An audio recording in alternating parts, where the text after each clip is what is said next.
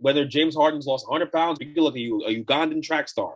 At the end of the day, my main concern with them is James Harden, when it's time, when the lights are at their brightest, he does not play his best basketball. Yeah.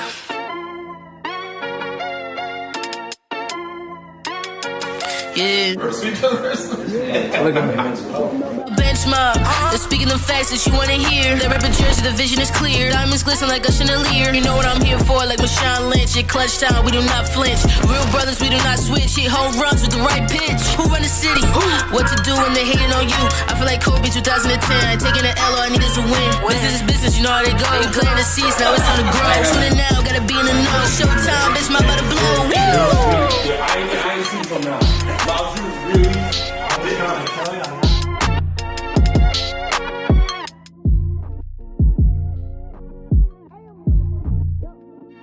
Bench Mob Podcast. What's up, bro? Cloud. Welcome back to another episode of the Bench Mob Ent podcast. This is our NBA Media Day episode. This is episode 211. Episode 211, NBA Media Day. Some of the biggest things that we saw from it, you had the Nets, you had the Lakers, you had DeAndre Ayton looking upset, you got the Chicago Bulls situation. We're going to touch on all of it. But we have to start off with the biggest storyline. Obviously, KD is back as a net. Ben Simmons is a net. Kyrie is still a net. Do you think this team can salvage this season with all of the extra turmoil and off-the-court issues that's going on in Brooklyn? They're going to have to. I think they will. I mean, I like what I hear from Ben Simmons. I feel like he's in a better place mentally than he was, because I actually do believe what he was dealing with. And I mean, that's the thing. When you're in the public eye for so long, people don't want to believe that. They want to just, write it off as like, oh, chicken, you're just afraid to play and all this stuff. But like, they go through stuff too. So I think he's in a better place. I think he'll get back to playing the way he plays, which, I mean, before he was, everybody talked about the shooting, he was still a really good player. Like, people don't just make all-star games, all-star teams for no reason. So when you think about it, they got 3 all-stars on that team. You bring back Kyrie, who, I mean, he has no choice but to play. Like, literally no choice. Otherwise, your money is going to be real funny in the future. And then you got KD, who's locked in. Like, I think regardless, he wanted a trade, didn't get it. He's locked in for the next 4 years. That's his fault.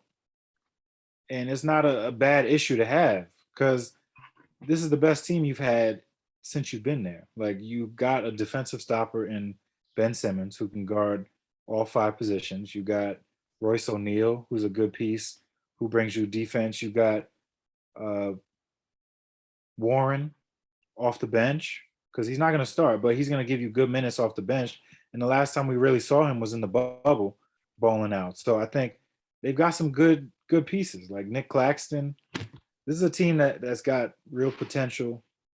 And I mean, I know we've been saying it for the last 4 years of the Nets should be the front runners for the NBA championship, but this could be the 1 year that they do kind of prove us right for once. Like, that's the thing. Every year we've gone into expecting them to be contenders, go to the finals, but something always happens along the way, whether it's injuries, whether it's COVID, vaccines. Now this year, there's no excuses. Like, Ben Simmons fully healthy, Kyrie's fully healthy, KD's fully healthy. So that big 3 right now matches up with anybody else in the league. So now they just got to make it happen. Miles, that was beautiful. But I would say I'm focused on what the guys said during the media day, like what they were saying, what came out of their mouths. Well, because that tells you a lot. The Kyrie part of it, and even the KD part of it, honestly, are very telling. And Kyrie, seemed genuinely disappointed. Like, disappointed is probably an understatement that he didn't get that deal done in the offseason, because obviously that was the main priority. That's how it was supposed to work out. He mentioned that he had other suitors and other places he could have gone, but you know, that was the last ditch effort. You know, he wanted it to work out with the Nets. He wasn't going to get what he wanted from the Nets. He realized that. So he's motivated. I think, you know, I'm not going to have to worry about him going all fake Malcolm X on me this season. I think he's really going to go out there and play basketball. It's going to be about basketball for him. He's motivated to get that big contract, whether it's with the Nets or someone else. I think ultimately, because KD's deal is 4 years long, right? And this season goes the way they want it to go, it'll be with the Nets and he'll stay. But it's crazy because you got a healthy Ben, obviously, like Miles said. I think they have a chance to really put all this drama behind them. And then KD's comments about how he would have left, he wanted to leave anyways because they didn't hold their water when he got hurt. They lost 10 games in a row. He completely forgot to mention it was Kyrie's fault that the team chemistry was destroyed during that time and they couldn't win, right? But fine, that's convenient. But I think the biggest thing with KD is that, hey, look, if you look at the roster, like Miles said, they've gotten better in every single way. The Royce O'Neal addition, Ben Simmons is obviously a huge addition as an all-star player. He comes and he does what he does well. That's an all-star. That's an all-star player. And you add, you know, Seth Curry, Joe Harris back. Joe Harris is a big deal for this team. Big deal. So much wing help. And obviously you got your man who's hurt right now, TJ Warren. So they've got a chance. They've got a real chance to be really, really good this year. And I think they can, if KD were to go down, they'll be good. They'll still be a good team. They'll still be formidable. So yeah, this is the year where things should happen. I think they're the most interesting team in basketball because of all the underlying storylines. But I think that this year, this team and how they've constructed it, they're a brand new team. I think where you're going to see the real difference for them is defense. I think defensively they're going to be one of the better teams in the league because they can switch everything 1 through 5 with certain lineups. And I think Claxton and Ben Simmons in the same lineup is defensively is really, really tough, really tough. So they got a better team than I've ever seen them have. It's the best Mets team I've ever gotten a chance to root for. And I think that you won't have the typical nonsense on the side that ruins these seasons. Between them and the Lakers, I'd love to see like a Hard Knocks with them. NBA should do a Hard Knocks with the Nets or the Lakers. Before we even talk about the other teams, I just want to ask real quick. The biggest news to me that came out from across the bridge was the Knicks plan to start Evan Fournier over Quentin Grimes. I get it. It's the contract, and you shouldn't really bench them, but we've already seen Evan Fournier starting. We've seen. That's true. I think it's one of those things where you're right. The money does tie into that. You're paying him like $18 million. It's like Galladay. Like you got to do something. But at the same time, like Grimes showed you he can do a little more. He plays defense. The one thing we do need from that position, because there's a lot of good two guards in this league, and Fournier be getting cooked by every single one. So it's like, I don't care if he can hit a three, which, by the way, Grimes hits open threes or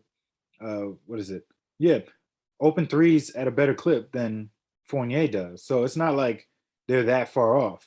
It's just that he gives me a little more off the dribble, which I think he showed in Summer League, and he's a little more talented. So I think it's one of those things where Tibbs, he's kind of stuck in his own ways, his old ways, and he just wants to stick with his guys, which I feel bad saying Fournier is one of his guys because I wish he was off this team.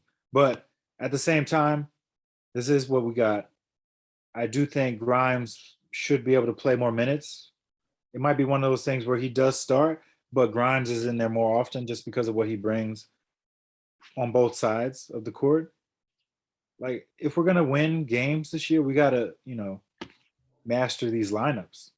Because that was the thing. Like, we didn't have any lineups that really helped us. Like, we played guys too many minutes. Can't play Randall 35 minutes a game when we got Obi who gets us easy baskets. Like, Obi is one of those players who, makes everything easier for you. And we can't play Fournier big minutes when he's just going to give points up on defense. Like he's a liability in the pick and roll. So, I mean, it's early in training camp. I feel like that's something Tibbs also said to kind of motivate Grimes into being like, all right, he has the job right now. Go take it. Like, I'm not opposed to switching at this point. Like, if you're the better option, I don't care if he's making 20 more million than you'll be playing more than him. Hey, Miles, I mean, obviously, you frustrated, and understandably so. The reality is, a guy like Tibbs, he's going to play the older guys. That's just been his MO. You have the wrong coach for what the team's trying to do. You're pulling in two different directions. It's stupid. I need Kenny Atkinson. I need him. Yeah, I don't understand what that's like. And I know Kenny Atkinson's gonna be patient. He has no problem being on that Warriors sideline for a while because it's fun. The next job he takes will be the right one. He obviously got hired by Charlotte and he backed out. But you just have an organization pulling the wrong way and a team that needs the opposite of what Thibodeau provides. Thibodeau wants to win games. Thibodeau's always played the older guys. Thibodeau never plays the younger guys. That's never been his thing. Everywhere he goes, that's a problem. It always has been. So I can't say I'm surprised by this, but obviously, I think with the way the season could pan out for the Knicks, anyways, they'll probably fire him. The best thing that could happen is him getting fired. Right? I think it's the best thing because then you can go the way you need to go, which is developing the young talent on your team, especially when you don't make a trade.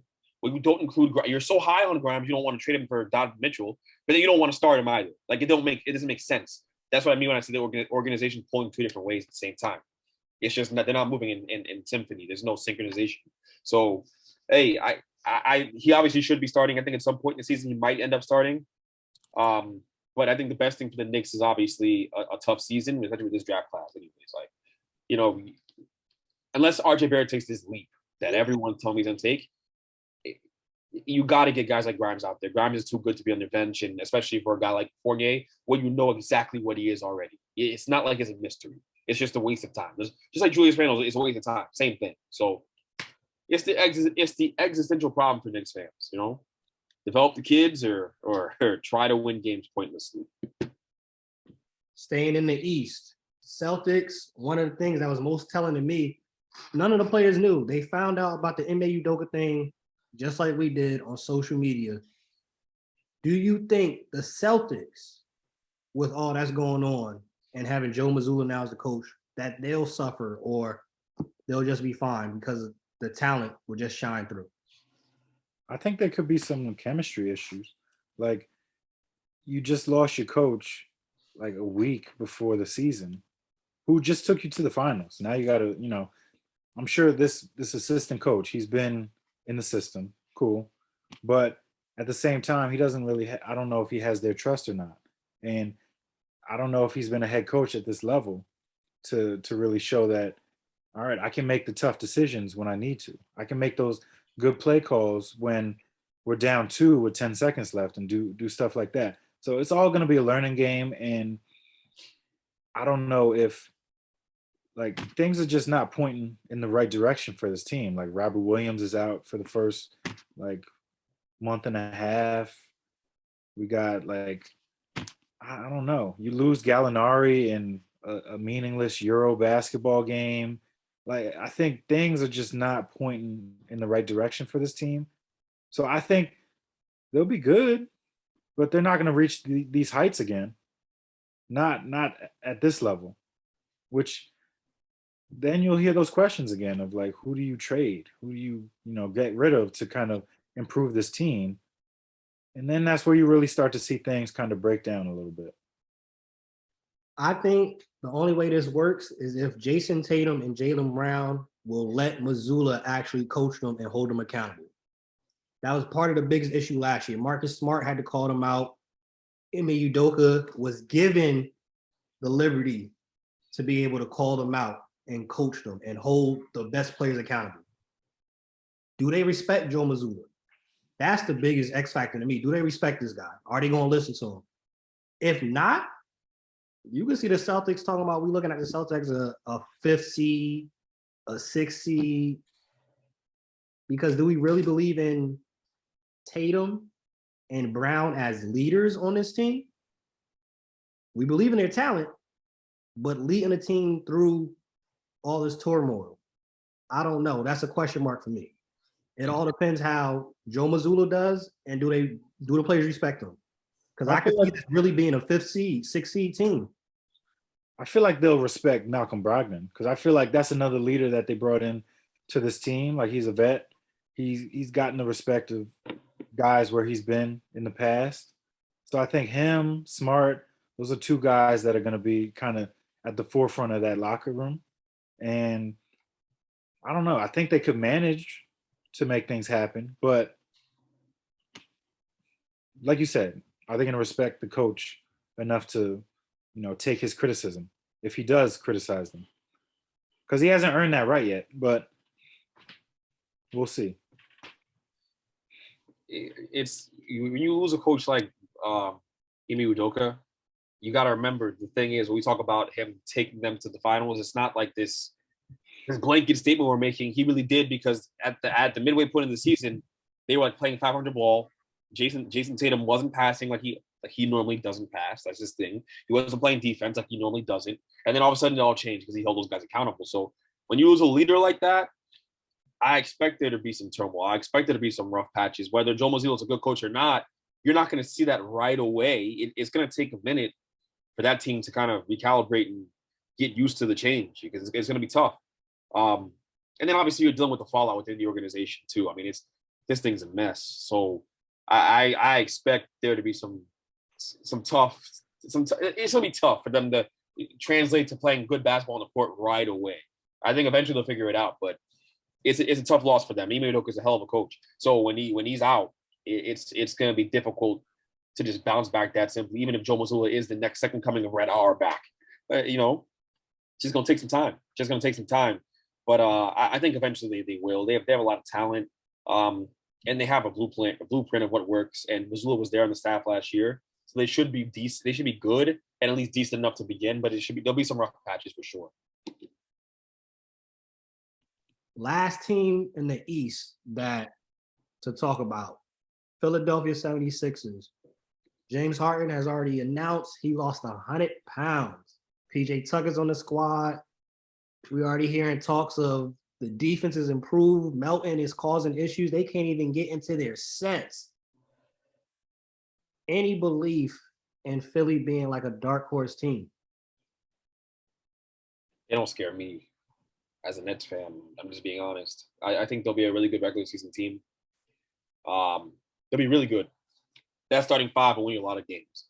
And the Anthony Melton's going to help them a lot. But I think ultimately, you talk about the playoffs. I think whether James Harden's lost 100 pounds, whether he could look like 50 Cent did for that role he played as that old homeless man or whatever it was. He could look like that. It don't matter. He could look like a Ugandan track star.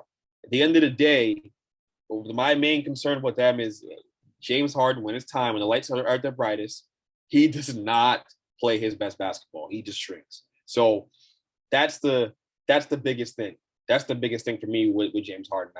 I don't know that he's going to rise to the occasion of the playoffs because he's fallen short so many times. So that's the biggest thing. Also, I want to say the James Harden images we see out there, him in his jersey and media day, he does not look like somebody who's lost 100 pounds. He does not look like that, okay? He looked like he was a turkey leg hut. Sarcastic, because everybody wants to talk about his weight. He was being sarcastic. He was being sarcastic. Yeah. He probably only lost like 5 pounds. Because I know he got to stay from that turkey leg hut down in Houston. It's good eats. Or that Raising Cane's in Houston. He was out there with them strippers. He was having a good time. So, I got good sources telling me he'd be at that turkey leg hut all the time. I'm just saying, bro. It's food everywhere out there. And I don't blame him. But I'm saying, like, he's the biggest reason why I'm skeptical of them, by the way. This man, I don't care. I don't care if he looks like a Ugandan track star. When there's been no pictures that have him looking that skinny.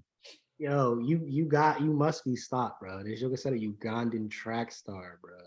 That's top 5 in Bench Mob history, bro. Ugandan track star. I think they're going to be a good regular season team.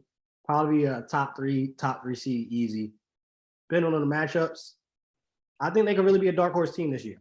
I really do think so. If they really improve their defense, as they're saying, with Daniel House, I think they could be a dark horse team. Are they better?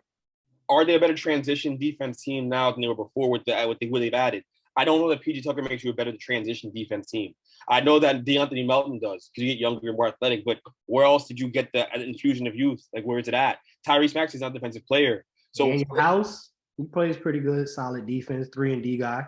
I guess you got two guys, and Embiid's a liability in transition too. The way to beat them is make Embiid have to get up and down that floor, which a team like the Nets, a team like the Celtics, but the Bucks, they'll do that, right? So can you get back on defense quick enough when teams are just pushing the ball down the court as fast as they can?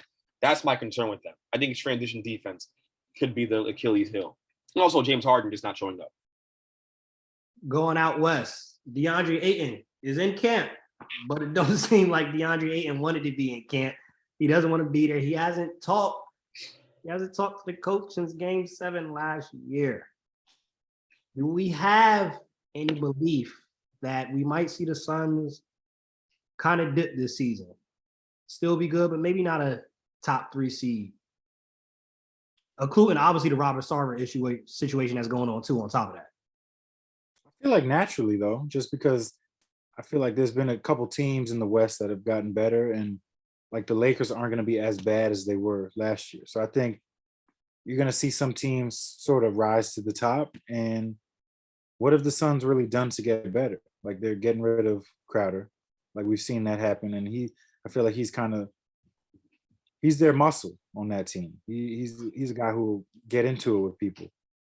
And now you have DeAndre Ayton, who he's almost like, I'm here, right? Leave me alone. I don't want to answer that question. Like, this is not my team, but they brought me back. That's what it sounds like. Like it feels like he's disconnected from this group. And we'll see how long that takes before it boils over. And, you'd think Chris Paul, as one of the leaders, will try to nip that in the bud before the season starts. But like him coming out media day and looking like that, and then being real like blunt about not talking to Monty since the end of the playoffs. I'm like, damn, that was like 5 months ago. So clearly there's a disconnect. Like there was a disconnect in the playoffs back then, and there still is now. So I don't know. I like Monty, but this is where you could see things kind of falling apart. They're still a really good team. Don't get me wrong. They got Chris Paul, although he's been, getting these little nagging injuries lately, which the older you get, it's not really going to get any easier to come back from. So I feel like this is all good. It all depends on how good Devin Booker is. Because, I see a lot of people putting him in top 10 lists. So if he's a top 10 player, he's got to kind of, take over. I don't feel good about them. I'll be honest. It's not just the DeAndre Ayton situation. It's also the Jay Crowder situation too, where he basically gets to a point where he refuses to show up. And they made him feel like they don't want him. That's unusual. Usually when they don't want to start him. So he's like, all right, let me get out of here. Right. And I think that's going to be a huge, huge loss for them, because I think they want to go Cam Johnson. They want to go with the youth and give more playing time to him. Yeah. It's tough. You got too much turmoil in the locker room. That team is built on good vibes. You got them singing Nevada before games, singing the NBA Youngboy, dancing with brooms. DeAndre Ayton's a big part of that room, like being that happy. Him not being happy matters. That matters to team chemistry. You can't keep the guy there who is that upset to be there, who's so upset that he's going to show the media openly that he's pissed off that he's there. And we all knew in the very beginning that when he got offered that he got matched by the Suns, that it was going to be a problem. It was going to be a real problem. He did not want to be there. He wanted to go to Indiana. He was excited about Indiana. It was reported widely that he was excited about it. He made it known. So you bring him back. We also had a public meltdown the public argument he had with Monty Williams. That doesn't get fixed. That's irreconcilable differences. That's a coach not believing in the kind of player that you are. Okay, when he makes a fool out of you like that, he didn't have to do that. Monty didn't have to do what he did, but he did that on purpose. He doesn't believe in the kind of player he is and what he brings to the table. And he doesn't believe that he fits the long-term vision of that team. They only brought him back because they wanted to get some value for him in return. They just didn't want to lose him for nothing. And so when you do stuff like that, It's bad for business. At the same time, because while you think that you're going to hold on to him and get something in return, this is a chance win now team. You can't afford to lose games early on. You can't afford to get bad seeding. Less home games is bad for you. All right. When Chris Paul's playoff performances waver anyways, you want to have home games to make him more comfortable. It's tough. New Orleans can beat you. If the Lakers get in, they can beat you. The Lakers can beat you if they get in. You know, Denver, there's a million teams. So Memphis, the Warriors. So it's really a tough situation for them. I think the turmoil with the team chemistry is a problem because a team like that thrives on it, and they always have, and that's what made them special. And when you have two players that are disgruntled, I know they'll get rid of Crowder. He'll be gone. They have no problem trading him, but they can't trade the DeAndre until January 15th because of the trade, because of some exception with the rules. So it's going to affect them. It's really going to affect them. It's going to affect the way the season goes. You won't see the same team. I really believe that. But, you know, this is what you pay Chris Paul the big bucks for, to be a leader. And so hopefully he can kind of reel it in and salvage something out of this. But it's tough. When you did the Monty Williams relationship is just not in a good place. And I think that's the problem they have there between him and DeAndre. And DeAndre's an important part of that team. He really is. He's really important. His short roll, pick and roll game, hitting the mid-range jump shot, playing defense on the side, getting blocks. You need a guy like that to be engaged. When you're happy, you play your best basketball. Just reality. It's tough. It's tough. Not only that, they don't even use him how he wants to be used. So that's a whole other issue right there. And he does his role so well for them now. Even though he doesn't want to do it, the role he does now, he's so good at it. You have a guy who's not motivated to. Look, man, that's a problem. That's a disgruntled player. If I ever seen one, good luck. Good luck. Speaking of disgruntled players, that we might have one brewing over in Dallas. Jason Kidd has already come out and said Christian Wood will not be a starter. He tweeted right after that with a little smirking emoji. Is Christian Wood a starter? At least for maybe this team? No. Not on a good team. Yeah, his defense sucks. Okay, but to be on a good team, you gotta play good defense. That's the rule number one. You don't play good defense. You don't give up your body. You don't take charges. You don't help. You're not a good help defender. You don't understand rotations, and those are things that he has not done. And either stop he's been at, he's never been asked to play great defense. Both teams he's come from at this point didn't have winning aspirations. Detroit and Dallas, they never were trying to win games. He just went out there and got a bucket. He just showed people he's talented. That's great, but talent only gets you so far in the NBA when you're trying to win something. And Jason Kidd's a defensive-oriented coach. That team's gonna play defense. If you're gonna play with Jason Kidd, he played defense. He's hard-nosed. He takes that very seriously. So I understand where he's coming from, and he can smirk all he wants. But the reality is, you're not in a position of leverage on that team. You got to make it work. You can't keep floating around from team to team. The word gets out on you. You know what I mean? Word gets out on you. People know that you're disgruntled. People know you're going to come in and mess up team chemistry. You're not going to commit to the defensive side of the ball. So your next contract's not as fat as you hope it would be. So I think that Jason Kidd's absolutely right. Christian Wood's a defensive liability until he proves otherwise. So it's tough. Two more teams from Media Day that really stuck out. The Pelicans. Zion looks healthy. They said this man is actually jumping higher than he was before he got injured. You got CJ McCollum there, BI healthy. He's finally playing pickup games with them. Herb Jones. It's a very good nucleus over there.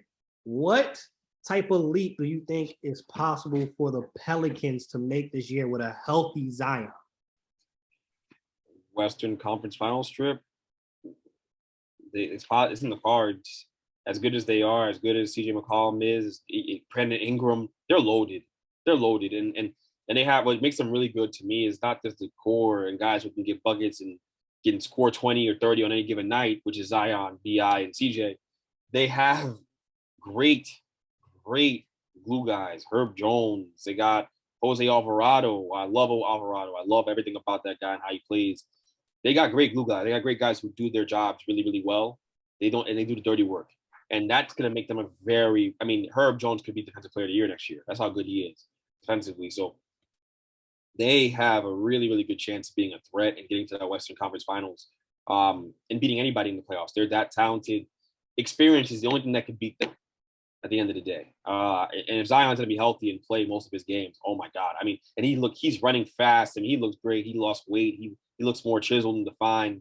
It's real. So that team's a real deal. It's a dark horse NBA Finals team if things go right, and they certainly could. They got the great coaching of Willie Green. They're serious, man. They're a serious team.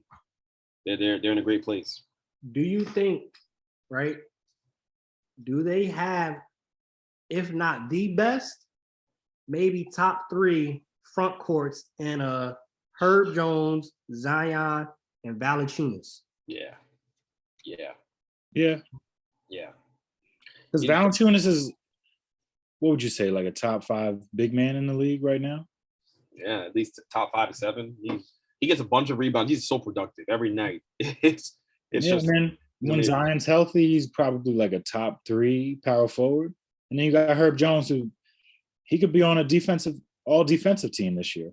And I'm sure he's improving his offensive game, but this young team is going to be nasty. They're gonna be so good, man. And look at how good Zion was before the injuries. I mean, Zion's the kind of guy who's going to score 30 on 70% shooting. He's not leaving. He's not leaving now. Nah, he's locked in. Everything they did, they re-signed CJ. They'll be good for a long time. They got a good nucleus.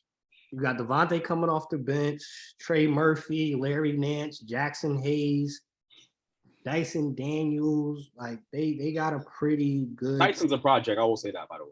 But that's a good project to have because he's talented. He's talented. He's a project though. It's for sure. But with how it's set up, you're not gonna ask for much from him this season. Yeah, so right. Imagine being able to just flourish and grow in New Orleans. And then we talking about in 2-3 years, him backing up B.I. Crazy. The other team in the West, that of course, the biggest story, the Lakers. It's obvious. Russ, he knows the vibes. He knows they trying to trade him. He even alluded to, he's like, hey, sometimes we all have places where we go to work where people don't like us. It is what it is. Him and Pat Bev seem like they're having the greatest of marriage. What's your thoughts on this Lakers squad? At this point, do you just keep Russ or you try to trade him? I think it'll cost more to trade him than it does to, keep him. Like, I don't think they really want to trade those first round picks now. Like, it came out that they were going to include him in a Donovan Mitchell or a Kyrie Irving trade, but those trades are dead now. They've moved on. So I think you got to make do with what you got. And I think Russ still has value in this league if he can just, play a role. Because he doesn't have to be the same Russ that we've seen for the last 10, 12 years, because that's not necessary on this team. Like, if this was the Thunder, like that Thunder team now, yeah, go eat. Go get your triple doubles and, ride off into the sunset. But if you want to play winning basketball, you got to do winning things. Like, I don't think he was exactly the biggest problem the Lakers had last year. Like, there was a lot of injuries. Like, still don't know if Kendrick Nunn is coming back from his sprained ankle. So good to me though. He looks healthy. Okay, I hope so, because they need him. They're going to need him this year. And like, LeBron's back, and you know what LeBron's going to give you. AD is back. You know what he's going to give you if he's healthy. That's the biggest question with him. If he's healthy, you know what he gives you. He's a top 5 player in this league who brings it on both sides of the court. But it all depends on if he can survive these nagging injuries that he, always seems to get. Mm-hmm. Like, I saw a report that he was dealing with the wrist injury that nobody knew about last year. That makes sense, by the way. The shooting, which, he was pretty bad shooting from long distance. So that does make sense. But now he's going through a full off season to recover.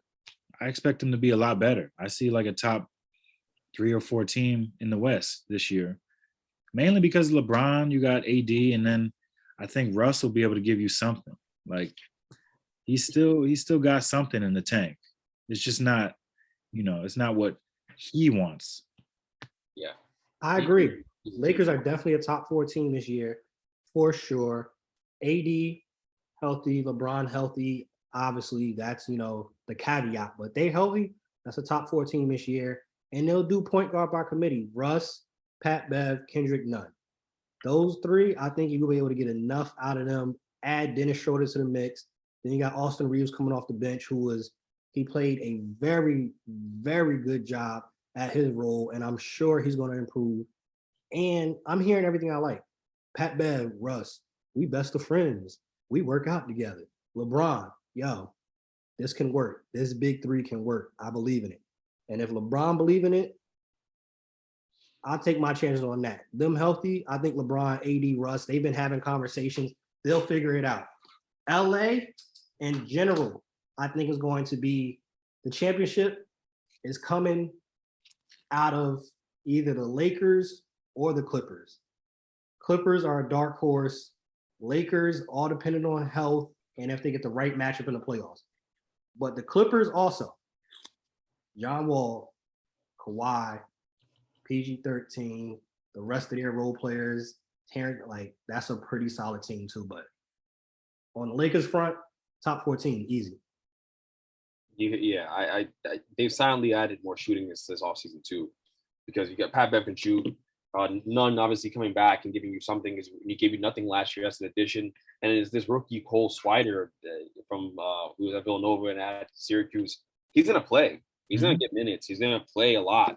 So he can really shoot the ball. So I think if added shooting, that's important. That's more important than anything else they've done. And then I think Russell he just sounds different, sounds more humble. He's been humbled. Last year, he sounded very different than he did last year at the end of the season when he spoke recently at the media day or just before it, saying he could have played better. I've never heard him say that before, never. So hopefully that means something for them. I think you're doing the right thing, seeing what he can give you before trading him. If it's untenable, then the Lakers will not waste time pulling the plug on this experiment if it looks bad. If he looks the way he did last year at any point, they will pull the plug on this as long as it's before the trade deadline. So he has a couple months to prove it, see what it looks like, but by Christmas time, it ain't looking good. He'll be out of there. I can tell you that. Because the one thing about the Lakers is they're serious about committing to Bron and winning. That's why Bron stayed. So those two picks will be used one way or another to get someone they brought in there. And if it's to get rid of Russ and salvage something, they'll do that. If they have to, they hope not to have to, but one way or another, they're going to be used to make that team better. And so they'll be back in championship contention one way or another. And if AD stays healthy, that's the best thing that can happen to this team because they have a real shot. As long as you have Bron and AD, I don't care what you put around them. I mean, I think this team is a little bit – I think the Brian Windhorst of the world who are saying this team is badly constructed because they can't shoot is a bit overstated. I think that this can work with the shooting they have on the roster, especially if you add 80 to the mix, making more of his shots and being the shooter he's always has been and playing to his ability, you have a real shot. You have a real chance to win some games, make some noise. And it's still a couple of free agents still out there that they could add more shooting, more scoring, or add another wing defender. Yeah. Because you got Lonnie Walker in that mix too, Troy Brown Jr., Austin Reeves. But we've seen the last couple of teams to win a championship and make it to the championship, they have a bevy of those 6'7", 6'8", long wingspan defenders and shooters. They add probably another shooter to the mix, may bring Melo back in a limited role. I think this Lakers team is going to surprise a lot of people. Don't forget about Thomas Bryant too. He makes a lot of threes. That's huge. Damian Jones, big addition. They're going to be much better than people realize. It's just you'll see. You'll see. And off the show, this upcoming season will be the sophomore season for a lot of players. What sophomore do you think makes the biggest leap? I'm looking at those top two guys in the class. Cade, you got a taste of what he can give you. And I think this year he's going to be the guy. He bulked up a little bit. He's he's around 230. So he's got that strength on him right now. But I think Jalen Green's going to be a lot better too. I think we kind of saw him kind of turn a corner towards the end of the year where he was making smarter decisions, trying to pass it a little more. And I mean, that's his team now. They drafted him to be the guy coming after Harden. So he's going to get every chance to, and he's just as talented as Cade, just maybe doesn't have the same basketball IQ yet. So I'm looking forward to seeing what he can do for Houston. I think Detroit's going to be a lot better this year, off the fact that they got Cade, Sadiq Bey, and Poison Ivy. They got a good squad here. So I think with the talent around him, he's going to look the best. And I think he could make an all-star team this year. Cade, that is. I would agree with you 100%. I mean, I think y'all know how I feel about Cade already. Cade's that guy. Yeah, you would think you coached him in AAU. That's how much love you got for him. I'd love to coach that guy in AAU. You kidding me? It would have been amazing. But I would have won everything. But he's amazing, man. I think he's going to take a big step to all-star category this year. Is kind of where I see for him. I think Cade's going to take that step to the all-star category. Jalen Green needs to take a jump. I'm a little worried that the way that Houston does things. If he can take the step out of I know he's going to score a bunch of points, and I'm not really looking at that. I know he can do that, but he's making good decisions with the ball in his hands. Can you do that with that team? Are you going to be put in a position, and are you guys going to play the right brand of basketball to allow you to make the right decisions and play good defense? I don't know about that, but I know he's fun to watch. He's so talented. It's just a matter of those things. Scotty Barnes is another guy. I think. I think it's a good chance we're looking at him averaging 19, 20 points a game. And then we look at him on our Raptors team, and it's his team. It's his team. I know Pascal Siakam said he wants to be a top 5 player in the NBA. And I mean, I had dreams of being an astronaut when I was a kid. So I think it's great. I think those things are amazing. But that team is deep though. At that like wing forward, they got him, OG.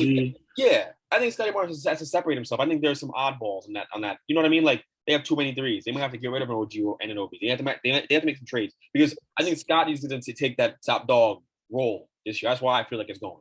That's me though. It's super. They got a lot of repetition in that position. Yeah, they definitely do. Between Pascal, Boucher, OJ Anunoby, you could get rid of one of those and you'll still be fine. Maybe you add a little bit more depth in the front court or something like that. Maybe you add a more solid center, something like that. But they're good on that front, because I'm not trusting too many lineups with Pascal at center sometimes. Like, I get the small ball, but that ain't gonna cut it. Pascal No, I agree. Not gonna cut it. I agree. I mean, 2 more names I want to throw out there before we just unsexy names people won't talk about. I forgot about Josh Giddey too. I forgot about him. Josh Giddey's nice, but I wasn't gonna mention him. I like Davion Mitchell. I think he's gonna have a big year. I love his game. Love everything about it. And Chris Duarte over in Indiana. I think both those guys take a big jump into leadership roles in their team. I think respectively, each one, especially Duarte. When you look at that Pacers team, it's just nonsense. They're not even trying to win, but they do have my man Tyrese Haliburton. So I think him and Duarte have a nice little 2-man going on over there. Yeah, I hope Duarte takes a leap. He's on his second contract. If you're looking at his age, I mean, he's like 27. Mind you, that day coming, because I told him that Duarte is better than RJ Barrett, which I stand by the way. I stand on that. I stand on that statement. But Duarte, he was 22 when RJ was in 8th grade. So whatever, bro. Hey, I know that when I was 16, I was making right hand layups. What's RJ's excuse? He be making right hand layups. Where are we getting this misconception from? I don't know, bro. Pull up the film, bro. The numbers of the basket are very low. They're very low. The numbers of the basket aren't great for my man RJ. Hey, and I hope he takes a leap this year too. I hope he shuts me up. He will. Don't hope. Don't hope. I don't need your hope. Mm-hmm. This ain't the Make-A-Wish Foundation. He's gonna take that leap. Sometimes when I watch him play, I think it is the Make-A-Wish Foundation. I ain't gonna lie. When I watch RJ play, sometimes I think we looking at some kids at the homes and all that. I don't know, man. Now each other's that's too far. sometimes I say things and on this podcast, and I'm like, damn, like, why did I say that? Or you took what I said and just you took off. I do that. That's like my thing. People say things, I kind of spit it on them, and then that just backfired. Oh my god. I think a name that nobody mentioned that will surprise and probably take a nice leap, depending on what they do, because again, it's Houston. Josh Christopher. I think Josh Christopher will have a surprise season, and he's in a position to have a breakout season, I believe. That Houston team, they don't. Who you playing over them? you can give him big minutes. And at points, last year he looked better than Jalen Green. I get it. Jalen Green is a higher pick, but Josh Christopher, I think he'll surprise a lot of people this year. Josh Christopher will definitely surprise a lot of people this year. I'm a big fan of his. I really think, and I think he plays the game the right way, more so than Jalen Green. So I think that being that he plays the game the right way, he'll be able to have a more successful season than most think. Mm-hmm. I got one more. I think it's going to be tough for him to really go off because, they're getting Jamal Murray and Michael Porter back. But I think Bones could have one of those like 6 man of the year type of years because I think he's really talented. He's a sleeper for me for 6 man of the year just because I think he brings a lot to that team. And we saw what he could do for that team after you knew that Jamal and all those guys weren't coming back. He's talented. And you lost Monte Morris. You lost Monte Morris. So he's taking his spot, which I think he's more talented than him. He's going to give you a little more, a little wiggle. He can shoot it and make plays off the dribble. So I like him. And eventually I could see him taking, some minutes in the starting lineup, maybe even making Jamal Murray expendable at some point. Wow. It's possible. I'm not going to doubt it. The kid's talented. I don't know if he plays defense, though. That's my thing. Only not. But he's really good. So I'm with Miles on that. He's really good. I have no quarrels about that. Well, y'all already know the vibes. If you stay ready, you don't got to get ready. Bench Mob ENT, we out. Peace. Peace.